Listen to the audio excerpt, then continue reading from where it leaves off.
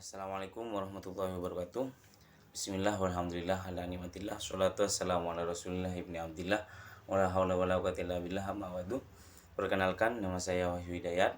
Saya dari kelas BSA 2 atau BSAD 1, NIM 204 1040 324. Di sini saya akan menjelaskan pengertian dan lain sebagainya tentang fonologi. Fonologi di dalam lintas sejarah dapat dikategorikan sebagai ilmu yang lama sekaligus ilmu yang baru. Dianggap sebagai ilmu yang baru dikarenakan fonologi sebagai sebuah disiplin ilmu yang mandiri, tumbuh dan berkembang pada abad ke-19 setelah era kebangkitan strukturalisme Eropa yang dipelopori oleh Ferdinand de Saussure. Ferdinand de Saussure di sini dianggap sebagai bapak linguistik modern yang berdasarkan pandangan-pandangan yang dimuat di dalam buku-bukunya. Dan fonologi dianggap sebagai ilmu yang lama dikarenakan fonologi telah dikaji di berbagai negara seperti India, Yunani, dan Romawi. Maksudnya ilmu bunyi di India Barat, maksudnya dunia bunyi dari India ke dunia Barat bermula dari perjalanan Max Muller terhadap buku Rizvada Pratisakti yang tertulis dalam bahasa Sanskerta Sanskerta pada tahun sekitar 1856.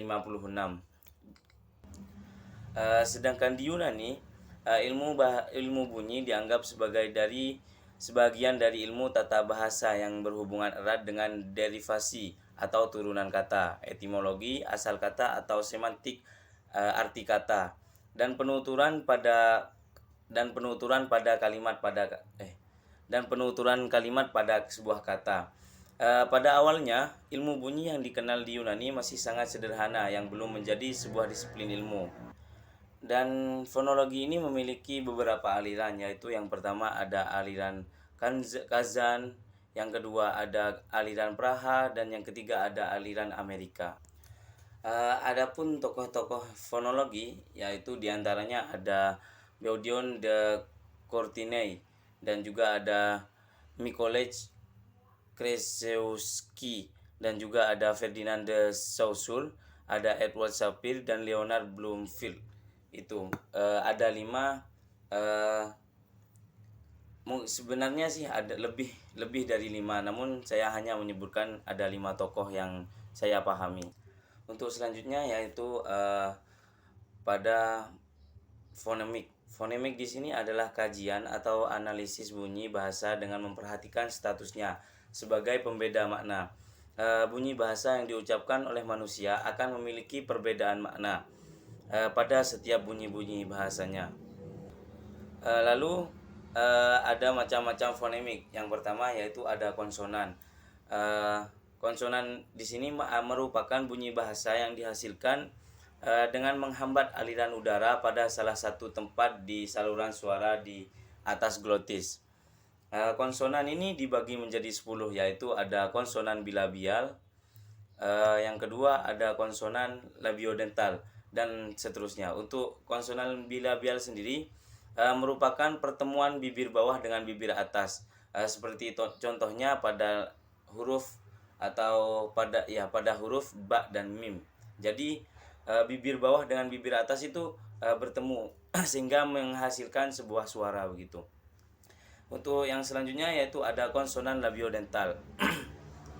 Konsonan ini mempertemukan bibir bawah dengan gigi atas secara bergesekan.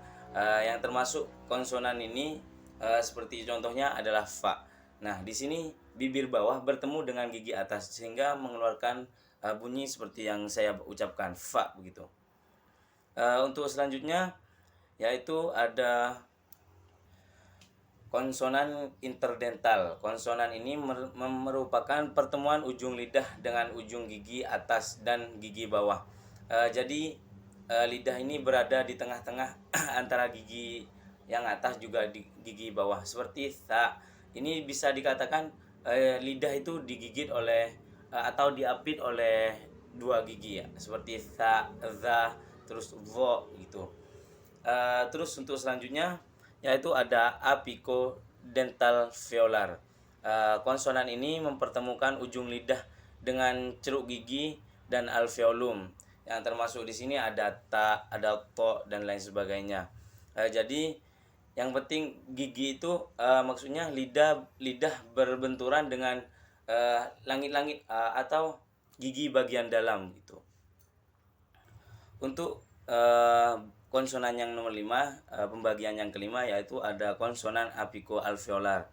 Konsonan di sini mempertemukan bagian depan lidah dengan alveolum yang termasuk konsonan maksudnya huruf-huruf contoh-contoh dari apico-alveolar di sini ada nun, juga ada lam dan ro. Jadi pertemuan antara lidah dengan langit-langit mulut begitu. Untuk yang selanjutnya ada konsonan frontopalatal. Konsonan ini mempertemukan bagian lidah dengan langit-langit keras palatum. Adapun huruf-hurufnya seperti jim, ya dan shin.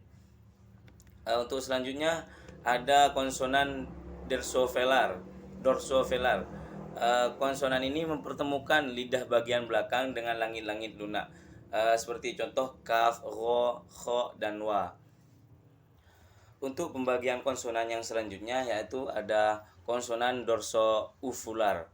Konsonan ini mempertemukan lidah bagian belakang dengan ulufa atau anak tekak. Seperti untuk hurufnya di dalam bahasa Arab itu di dalam tulisan-tulisan Arab itu seperti qaf gitu dan lain sebagainya. Juga ada konsonan faringal. Konsonan ini mempertemukan faring dengan pangkal lidah seperti ha, ain. Jadi ada di dalam apa ya? Bisa dikatakan huruf-huruf ini dikeluarkan agak dalam di bagian tenggorokan. Terus untuk pembagian yang terakhir dari konsonan yaitu konsonan glotal yang termasuk glotal di sini adalah h dan a. Atau bukan a sih, apa ya? Hamzah begitu. Dan untuk pembagian fonetik yang kedua yaitu ada vokal. Vokal di sini adalah bunyi bahasa yang dihasilkan tanpa penutupan atau penyempitan di atas glotis. Vokal ini mempunyai 3 vokal utama yang berpasangan minimal dengan 3 vokal panjang, yaitu di sini vokal tersebut ada dibagi menjadi 6. Ada alif, fathah yang dibaca a, terus ada fathah dan yang bertemu dengan alif juga itu dibaca a namun agak panjang satu alif. Juga di situ yang nomor 3 ada kasroh yang dibaca i. Lalu kemudian ada pertemuan antara fathah dengan ya. Maksudnya pertemuan antara kasroh dengan ya, maka dibaca mad yaitu i begitu. Jadi memiliki penekanan yang memiliki waktu agak lama, namun cuma satu alif begitu. Yang kedua ada dhammah. Dhammah di sini dibaca u dan hanya satu ketukan saja. Namun ketika bertemu dengan waw maka u di sini atau dhammah di sini dibaca mad satu alif begitu. Jadi u begitu. Mungkin hanya itu yang dapat saya jelaskan, kurang lebihnya juga atas segala kesalahan dan kehilafan saya mohon maaf yang sebesar-besarnya. Akhirul kalam, wallahul muwaffiq ila aqwamit thoriq. Assalamualaikum warahmatullahi wabarakatuh.